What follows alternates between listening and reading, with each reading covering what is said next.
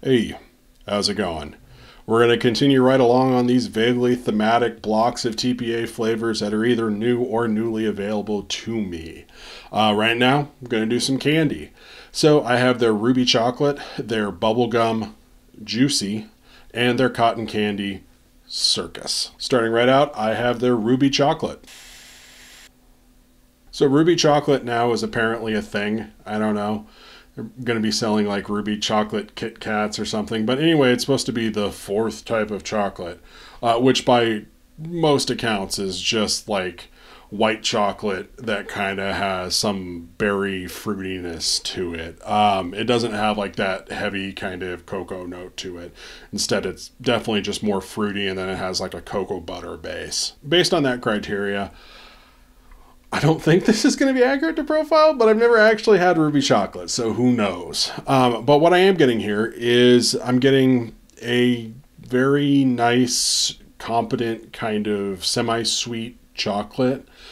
It feels a little bit darker, I want to say, than TPA's Double Chocolate Clear, but it doesn't quite wrap around and go like full-on dark cocoa like Hankson's Australian chocolate. I'd call it like more of a semi-sweet kind of chocolate. It doesn't really have like a richer, creamier body that you'd expect from something like a milk chocolate. It's a little dry, maybe just a little bit powdery, but the actual chocolate here is pretty solid. There's nothing like weird or off about it. Doesn't taste like Band-Aids. There's nothing weird. It could just actually use a little bit more body in there. In TPA's description of this flavor, they do sort of call out this as being like a good start for like a cherry cordial profile. And I could see that, you know, there is actually some pretty prominent fruitiness in here. I wouldn't really call it a cherry so much as a raspberry. It seems like a little bit tartar than I'd expect from a cherry. But there's a fairly realistic kind of red berry fruity note here. And instead of like tasting like medicinal or too flat and syrupy like a hard candy, it actually does taste a little bit juicy. The layering here is actually really nice for a solo flavor. So in terms of how to use this, if you were more after the chocolate note here rather than the fruit note, I think the first thing you'd want to do is maybe add some more cream or something to kind of give that chocolate a little bit more body. You could probably use like Flavor West's white chocolate or Favora's white chocolate. Both of those would be pretty good choices. You also probably want to go for like maybe a little bit of Favora cream or some TPA whipped cream or something to kind of like mush it all together so you don't have a cream layer and then a chocolate layer. You could also take the tack of adding some AP behind this to really push that chocolate. And, you know, you could go with straight corn chips like normal acetylpyrazine. But I have been a big fan of Capella's Cereal 27 for like my AP accents lately. So I'd look at adding some of that if you really want that chocolate to pop. If you go ahead and bolster that chocolate, you could go ahead and add a little bit more fruit to it. I think with a thicker chocolate, though, you're going to have some problems with like layering with distinct chocolate and fruit. If you're more after the fruit and you just like that kind of cocoa accent, this actually reminds me a lot of acai berries. Did I say that right? Where they have, you know, that actual berry taste, and then there's like the cocoa note on the end. And so I think this would be like a really good partner in crime for Favora's acai, especially. I haven't tried TPA's, but I've heard it doesn't really work all that well. But kind of a no-brainer for like your chocolate covered berry profiles. You could use this with strawberries, you could use it with cherries, you could use this with raspberries, all of that berry nonsense, and you want to cover in chocolate, this is a really good jumping off point. So do I think that the flavorist from TPA has actually ever had Ruby Chocolate? No, I don't. But it's a pretty good chocolate, and I actually kind of dig the fruit note here. So next I have TPA's Bubblegum Juicy. So the Juicy here, I think, is a reference back to juicy fruit. And it pretty much tastes like juicy fruit. You get that same kind of like mix of pineapple and banana with maybe a little bit of something a little tartar, like almost a lemon flavor. I don't know, kind of hard to parse. All just kind of tastes like one big blob of flavor to me, but it does taste like juicy fruit gum. So I suppose it's actually accurate to profile there. I do like the little bit of extra tartness I get with this. You know, I think it kind of helps set off that flatter fruit base. by itself solo, I feel like the fruit flavor isn't particularly saturated. But then again, you could say that about actual juicy fruit gum. So I'd say this is pretty accurate to juicy fruit gum after about 3 chews. And then you have the gum base. To me, basically tastes like a stick gum base. It doesn't have too much of like that hard candy sort of artificial shell kind of taste. I do get like a little bit of that here, but primarily it just seems like a fairly neutral kind of dense gum base. There's not a lot of actual flavor to the gum part of this. It does taste sort of lightly chalky, but it doesn't have that like sort of over the top, what the hell's going on, pink bubblegum kind of taste. It just feels like juicy fruit gum, basically. So how would you make this taste more juicy fruitier?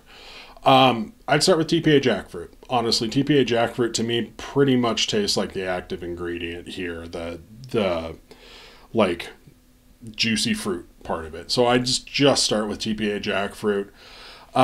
You know, as a solo flavor, I feel like this is maybe a little bit on the weaker side. If you wanted to go for juicy fruit, I'd probably crank it up to about 8%.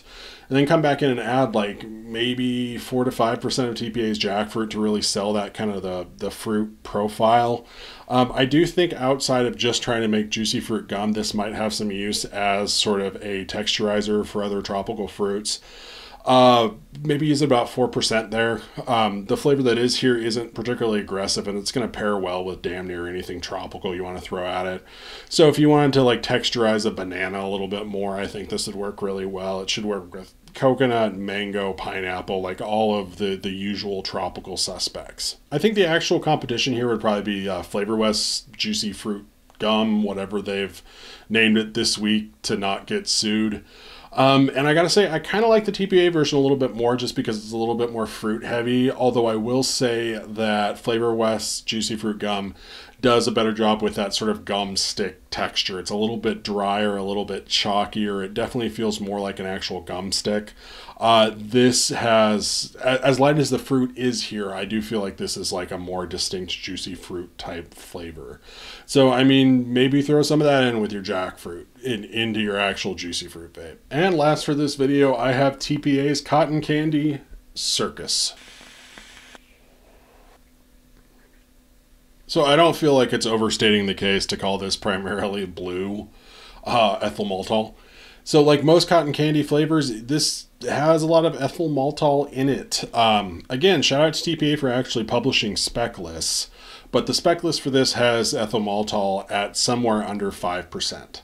And just based on vaping this, it isn't a whole hell of a lot under 5%. Like, by way of comparison, TPA's normal cotton candy is just 10% ethyl maltol. So this has less ethyl maltol than TPA's normal cotton candy. It vapes like something with that much ethyl maltol generally is going to vape like. It does have that kind of like cotton candy mouthfeel. It's dry. I find it like almost unbearably harsh.